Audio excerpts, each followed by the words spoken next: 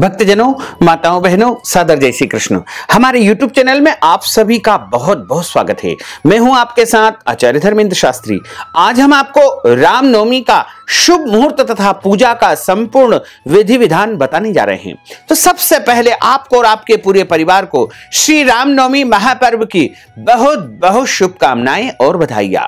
भगवान श्री राम का भरपूर आशीर्वाद आपके जीवन पर सदैव बना रहे तथा आप उन्नति करें, प्रगति करें, आगे बढ़े, स्वस्थ रहें, व्यस्त रहें और मस्त रहें। रामनवमी जो कि चैत्र माह के शुक्ल पक्ष की नवमी तिथि के दिन मनाई जाती है।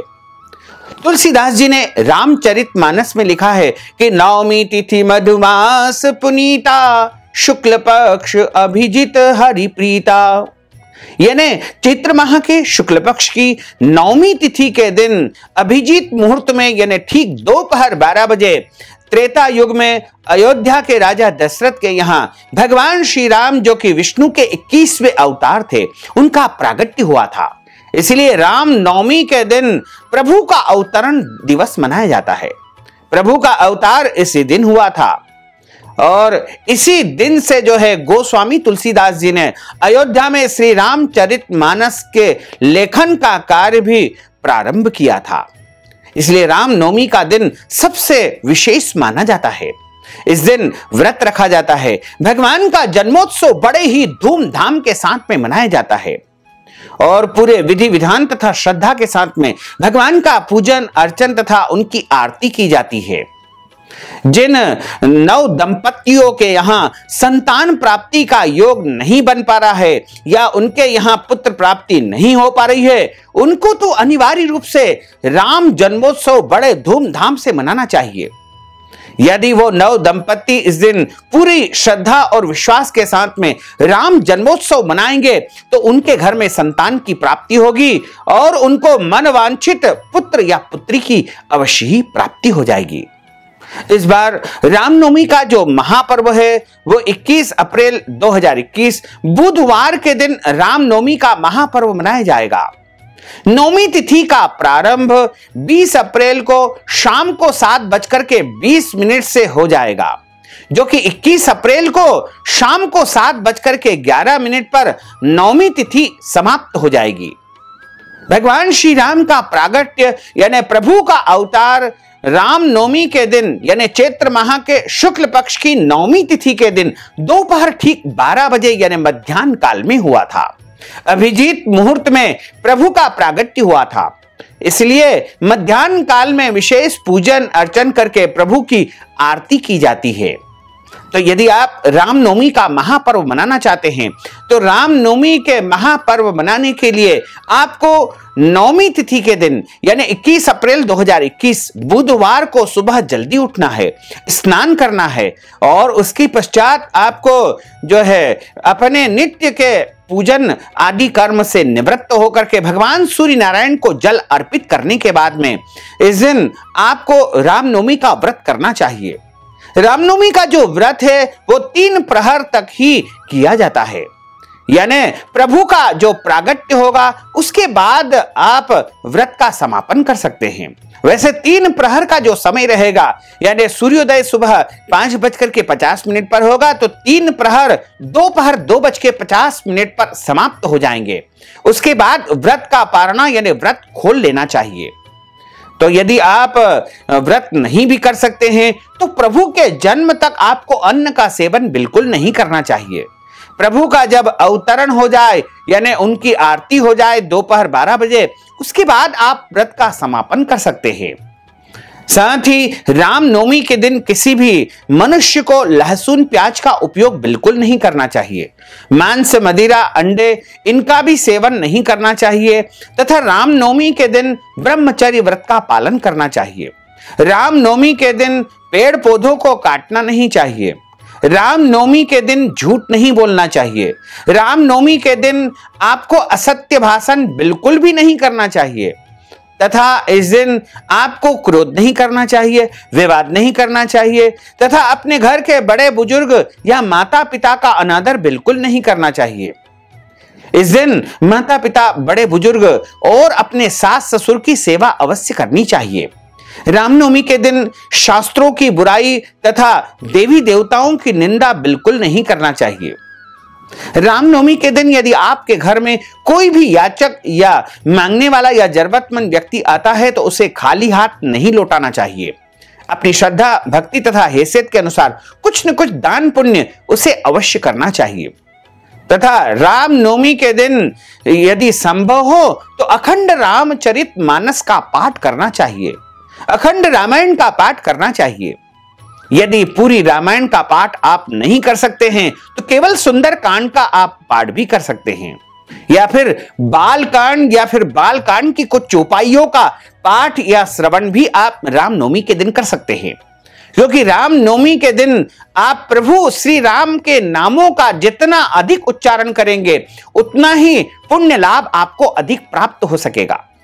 रामनवमी का दिन परम सिद्धिदायक माना जाता है।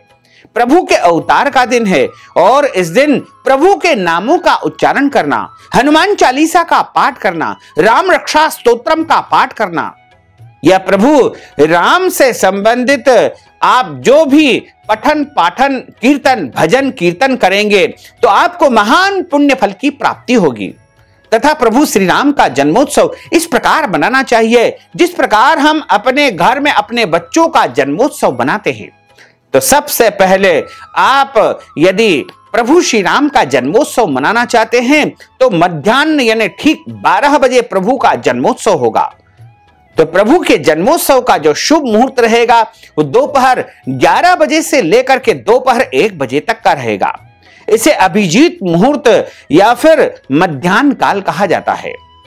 और इससे पहले आप घर की अच्छी प्रकार से साफ सफाई कर ले, मुख्य द्वार पर रंगोली बना दे और आम के पत्तों की बंदरवार मुख्य द्वार पर आपको बांध देनी चाहिए। घर को अच्छा सजाना चाहिए और पूरे घर को साफ सुथरा रख करके अपने पूजा घर में या अपने घर के उत्तर या पूर्व की तरफ में आपको एक शुद्ध स्थान पर गोबर से लीप करके या फिर गोमूत्र गंगा जल से पोछा लगा करके पवित्रीकरण करके भूमि के ऊपर एक रंगोली या चौक आपको बनाना है और उसके ऊपर आपको एक चौकी या पटा स्थापित करना है। उसके ऊपर लाल कपड़ा या पीला कपड़ा आप बिछा दीजिएगा। उसके ऊपर आप प्रभु श्री राम का चित्र या उनकी मूर्ति की स्थापना करें तथा उनके दाहिने हाथ की तरफ यानी सीधे हाथ की तरफ कलश की स्थापना करें और उनके बाएं हाथ की तरफ घी का दीपक प्रज्वलित करें। और गौरी गणेश का भी आप चाहें तो पूजन कर सकते हैं। और सबसे पहले आप अपना स्वयं का पवित्रीकरण करें। उसके बाद हाथ में अक्षत तथा पुष्प लेकर के और प्रभु का स्मरण करना चाहिए। प्रभु का पूजन करने से पहले स्वयं के मस्तक पर तिलक धारण करना चाहिए। देवो भूत्वा दैवम यजेत यानी देवता की पूजा अर्चना करने से पहले स्वयं को देव रूप धारण करना चाहिए, यानी अच्छी प्रकार से सुसज्जित वस्त्र धारण करना चाहिए और सौभाग्यवती माताओं बहनों को सभी प्रकार से श्रृंगार करके ही भगवान श्री राम का पूजन अर्चन करना चाहिए। तो सबसे पहले गौरी गणेश का पूजन करें, उसके बाद आप दीपक का पूजन करें तथा कलश का पूजन करें और उसके बाद प्रभु श्री राम का आवाहन करें। अक्षत और पुष्प हाथ में लेकर के भगवान श्री राम का ध्यान करें। नीलांबुज श्यामल कोमलांगम सीता समारोपित वाम भागम पाणो महासा यकचारु चापम नमामि रामं रघुवंशनाथम नमामि रामं रघुवंशनाथम। इस प्रकार भगवान का आवाहन करें और अक्षत पुष्प उनके चरणों में अर्पित कर देवे। उसके बाद प्रभु को 4 बार जल अर्पित करें। पाद्यो पाद्यम समर्पयामि, हस्त्यो अर्घ्यम समर्पयामि, मुखी आचमनीयम समर्पयामि, स्नानार्थे जल स्नानम समर्पयामि। उसके बाद प्रभु को पंचामृत से स्नान करवाएं। पंचामृत का अर्थ होता है दूध, दही, शहद, शक्कर और घी। उसके बाद प्रभु को शुद्ध जल से स्नान कराएं तथा इसके पश्चात प्रभु को आप चंदन के जल से स्नान करवाएं। पुनः शुद्धोदक स्नान कराएं यानी शुद्ध जल चढ़ाएं और उसके बाद इत्र के जल से स्नान कराएं और पुष्प आदि सुगंधित पदार्थों के जल से भगवान को स्नान कराएं। उसके पश्चात भगवान को वस्त्र यानी कलावा या मौली या रक्षा सूत्र आप चढ़ाएं। उसके बाद भगवान को यज्ञोपवीत यानी जनेऊ जोड़ा आप चढ़ाएं। उसके बाद प्रभु को चंदन का तिलक लगाएं, अक्षत चढ़ाएं और उसके बाद आप पुष्प या पुष्पमाला भगवान को अर्पित करें। तुलसी दल, तुलसी जी भगवान को समर्पण करें और उसके बाद में प्रभु को सुंदर आभूषण इत्यादि यदि आप कुछ चढ़ाना चाहते हैं तो वो सब समर्पित कर सकते हैं।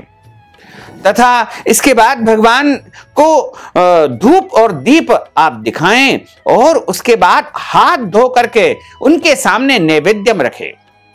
वैसे तो प्रभु को पूरा भोजन का भोग लगाना चाहिए। इसमें खीर, पूड़ी, दाल, सब्जी जो भी आपने बनाया है, जो मिठाइयां आप लेकर आए हैं या जो फल आपने तैयार किए हैं, वो सब प्रभु के सामने रख दीजिएगा। लेकिन ध्यान रखिएगा कि प्रभु श्री राम को खीर सबसे अधिक प्रिय होती है, इसलिए खीर का नैवेद्यम उनको अवश्य लगाएं। उसके बाद आसपास जल घुमाएं और पुंगी फल तांबूल यानी पान का बीड़ा, लौंग, इलायची के साथ में उनको समर्पित करें। इसके बाद नारियल के ऊपर कुछ दक्षिणा रख करके उनको चढ़ाएं और ऋतुफल, जो भी फल आपने भोग के लिए वहां पर लेकर आए हैं, उनको भी चढ़ा देवे और उसके बाद उनकी आरती उतारें। आरती उतारने के बाद में प्रभु की प्रार्थना करें।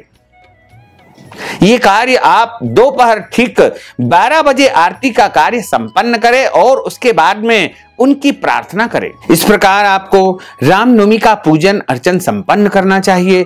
जब पूजन अर्चन संपन्न हो जाए तो आप व्रत का पारणा यानी व्रत खोल सकते हैं। दोपहर 2:50 के बाद कभी भी आप व्रत का पारणा कर सकते हैं। आप चाहें तो शाम को भी भोजन कर सकते हैं, लेकिन रामनवमी का जो व्रत है वह 3 प्रहर का ही होता है और 3 प्रहर का जो समय है दोपहर 2:50 पर समाप्त हो जाएगा। इस तरह रामनवमी का महापर्व आपको बनाना चाहिए।